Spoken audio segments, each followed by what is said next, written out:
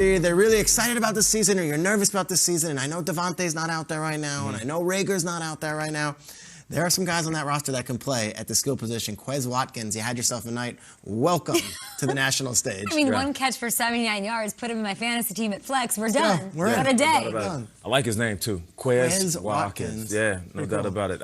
Okay, so, you're talking about the wide receivers, and we know that they're not out there, my guy Devontae Smith is sitting there watching from the suite, and we don't need him out there if he's banged up. Of course, Rager, the combination of young wide receivers on this offense will mesh eventually. I have faith in that.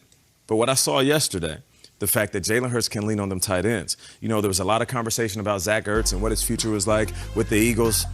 Listen, when he's on the field, he's great. And he's going to go down as Eagle legend, one of the best tight ends of his era. But you have Zach Ertz and Dallas Goedert. So even if there's a game where the wide receivers face a really good secondary, some DBs that are draped all over them, you're going to have a couple of tight ends that Jalen Hurts can lean on. And for a young quarterback, which he is, we forget that Jalen Hurts is really a rookie. He had a handful of games at the end of the season, but as we call it in football, you're not a second-year player until you finish your second year completely. So he's a young QB, and young QBs love throwing it to their tight ends. So that was a great sign. If you're at home and you're thinking about this Eagles offense and you're a fan of this squad, have faith in the fact that once they get the receivers back, you already have a core group of guys. I'm talking about Dallas and Zach Ertz and Jalen Hurts that are going to be great for this offense. Ertz and Hurts, I love it. At GMFB.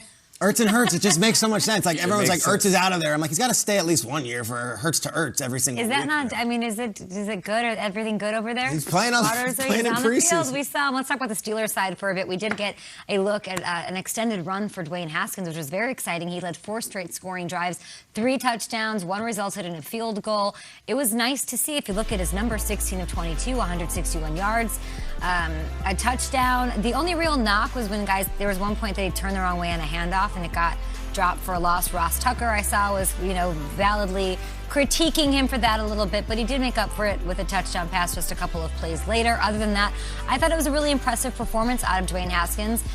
Sometimes you just need a minute. You need to breathe. You need to go somewhere else, a change of scenery, different coaching staff. Schrags, you mentioned Dwayne Haskins, why it was so interesting to me, because, at some point Big Ben's going to walk away, and this front office is, in fact, looking at what their future at quarterback can be. And I do think Dwayne Haskins is seeing this as an opportunity to say, it's me. I can take it and run with it. Yeah, it's absolutely right. And, Roethlisberger's years might be numbered, and if they're not, the backup spot there, it's him and Mason Rudolph, and it's like, hey, maybe he could beat out Mason Rudolph. And yeah. I'll say this, and I think it might have been Judy Batista or Didi last night tweeted it, and I thought it was really cool. Like, Mike Tomlin, all you need is someone to believe in you. And I'm not saying Ron Rivera didn't believe in him. I'm sure that was a situation in which Rivera was forced to make that. But, Mike Tomlin put his name on the line and was like, no, bring in Haskins.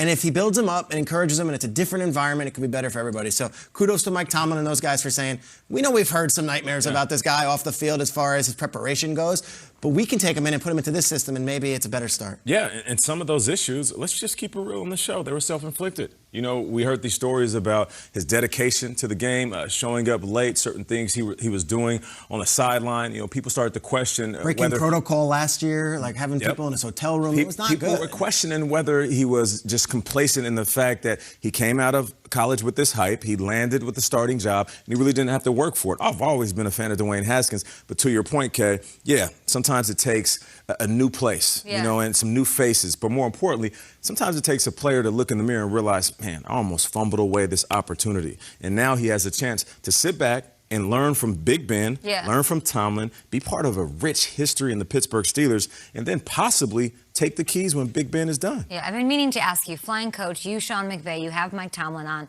You had a lot of coaches on. You were very effusive in how excited you were and sort of energized you were by having Tomlin on there. What just, tell us his mood going into this season, with started, undefeated for so long and then the wheels came off. This is his 16th year. 16th year. I'm like, and so the big question I had was like, and never had a losing season? Never had a losing season. How do you stay motivated? What do you get? He's like, are you kidding? Like, the chance that I can, these guys can make generational wealth in this, like the opportunity I have to change lives every day by these guys succeeding and us as a team lifting that Lombardi. Tomlin, I went into it like, all right, let's talk. Afterwards, after an hour talking with Mike Tomlin candidly, where he's not always with the media, I was like, I see why these players will run through a wall for him. I see why these players are so loyal, and I see why he has so much respect around the league. He's real, but he wants the best for all of these individuals, and I think Dwayne Haskins is going to be a great example of what Tomlin can do for him. And if he has a nice, wonderful career, this might have been the perfect spot for him to go as his second stop in his career. I haven't seen or heard anything out of Mason Rudolph that's saying that he's pushing him at all for that backup role. So I'm excited to see what happens in their last preseason game there for their Week 3, because they played in the Hall of Fame game against the Cowboys, of course, last